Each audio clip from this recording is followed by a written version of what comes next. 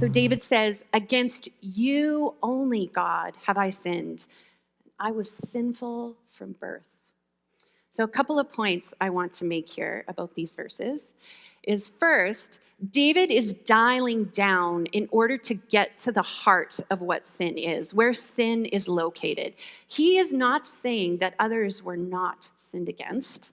He assaulted a woman. He essentially had her husband killed. He has definitely sinned against other people. What he is saying is that ultimately at its heart, his sin was first a turning away from God. That's where it began. Before sin was a betrayal of others, it was a betrayal of this central and orienting relationship, his relationship with God. Secondly, these verses are often used as a defense of original sin, that children are born bad, that essentially at our core, we are unacceptable to God. Well, this is not what this passage is saying. First off, David is not making a theological statement here. And secondly, creation tells us the opposite. We are actually made very, very good.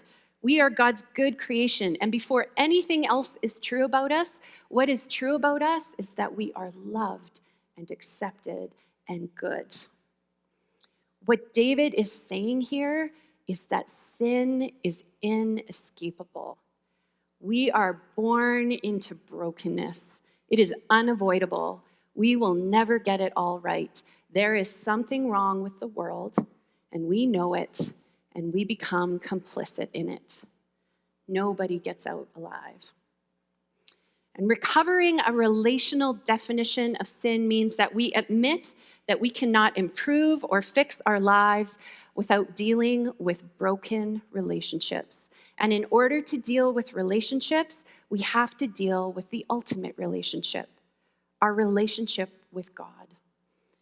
And this is what it means to deal with sin. So, how do you avoid dealing with sin? Do you distract yourself with other systems and programs that help you avoid where sin is in your own life or in the world? Are you so busy living your best life and pursuing the program for 5 steps to firmer thighs that you avoid dealing with the thing that you know is at the heart of your issue? It's sin. It's brokenness. Now, I am all for yoga and therapy and medication. I use all of those things to help me stay healthy, mentally, physically, and even spiritually.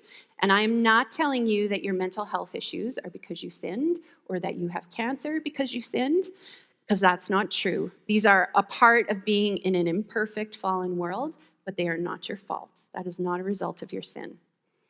What I am saying is that if you have a sin problem, all those therapies won't help you, because you're not dealing with the problem. You have to deal with God in order to deal with sin. Or perhaps the way that you avoid naming sin for what it is by pursuing perfection. You know all the definitions for sin, you know the rules, and you keep them, and you make sure other people keep them too. You do your best to measure up, and you make sure other people do it. But what is missing is relationship. There is no heart. And in fact, all your focus on sin is actually undermining your relationships and keeping you separated from community and connection. God is the loose end we will never tie up. God will not stay under our carpets, and God will not stay in our closets. Instead, God will meet us in the truth. Can you imagine that moment of exposure for David? Of course you can, because you felt it. It's happened to you. You've been there. You've been caught red-handed. What will you do? Will you continue with the lie, or will you face the truth? Here's the bad news. You will never escape the truth. It's the truth, and it is what it is. But here's the good news. You will never escape the truth. It is what it is. But it is what it is also where the I am who I am lives. Confession is our right response to truth. It is the first step of our restart. It is the place where we finally meet with God. Confession is the place where we realize there is nothing we can do about the predicament that we've created for ourselves. We need help, and we are not covering it up or catching up or avoiding or managing it anymore. We're done. The truth sets us free to throw ourselves on the mercy of God. Confession is the radical yielding and submission to God, the one who knows the bare truth about us all along.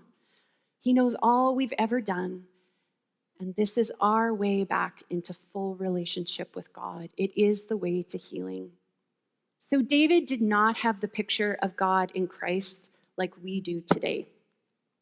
We know what God looks like, what God acts like, what God does because of Jesus' life, death, and resurrection. God looks like Jesus, right? And this is what God looks like. God submits God's self to the worst that sin can do, absorbs the power and the consequences of that sin through Jesus' death on the cross. The faithful loving kindness of God, God's hesed love, brought God to the cross in Jesus to deal with the relational issue, to deal with the chaos of sin, and to begin the work of recreation. Facing the truth about ourselves and what we've done is visiting a place where we die a little. We experience this shame and guilt, and it can feel like it's killing us. But Jesus shows us through his life, death, and resurrection that the place where you die a little is also the place where you are made new. Facing the truth about our own responsibility for the mess we find ourselves in brings us face to face with another truth, that we do not have to be God willing to forgive. In fact, it is God who is working to make us willing to seek his forgiveness. The work is already done. You are already forgiven. You do not have to hold your tongue right. All you have to do is tell the truth. Because it's in the place of truth that we face how bad it is, but then we also experience the amazing miracle that is God recreating us. God in Jesus has already absorbed the worst that the world could throw at God. It's dealt with. You are free. Now, this morning, we're going to take communion together. This meal draws us into this reality that God in Christ is reconciling the world to God's self, including you. It is the place of truth, the place where we can admit how wrong we've gotten it, how we have broken relationship with God and with one another, and how our sin has brought chaos. But it is also the place where we meet the God of loving kindness, who is determined to make a new creation out of the chaos that we create.